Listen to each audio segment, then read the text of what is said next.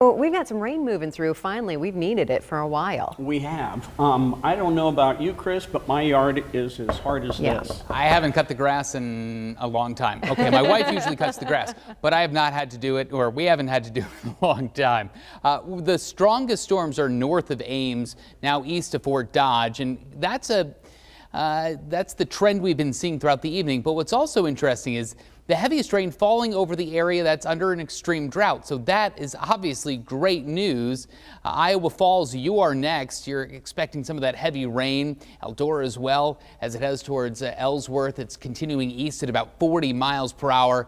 We're getting very heavy rain throughout this entire region. Dayton as well, Highway 169. We take you down a little bit farther along this line, and just west of Perry, there's a pretty good downpour that's moving off to the east, eventually heading in towards Dallas Center. As you look towards Adair, and then a little bit farther to the west, north and east of Atlantic, this area of heavy rain could make it into the metro. But the concerning factor, the concerning issue that we have is that this is starting to weaken. So I think if you're south of 80, we're not expecting much in the way of beneficial rain. But the rain that's falling from Fort Dodge all the way out to Iowa Falls, that is the area that's under the extreme drought. So that's a blessing. We can take what we can get in many cases up north of Des Moines. 82 feels like 87 degrees. Still a warm, sticky night out there with a dew point of 72. The cooler air out across Sioux City, where it's 70 degrees. That's the air that's moving in here, and we only get into the low 80s during the afternoon tomorrow. Gorgeous day, low humidity, tons of sunshine. Again, tonight, severe weather threat is mainly focused west of 35, and I'd say north of Interstate 80. South, we're really not expecting a whole lot.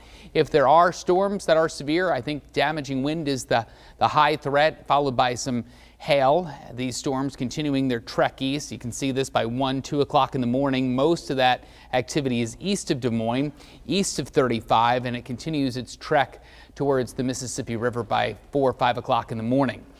Skies clearing out already across the western part of the state. Look at Sioux City, Council Bluffs, and into Carroll. Temperatures dropping down into the 50s tonight. Cool and comfy. And then tomorrow, most areas staying into the 70s, but from Ames into Des Moines, 80, 82 degrees should be your temperature range. The warmer air confined to the southeastern part of the state where that cold front is last to clear.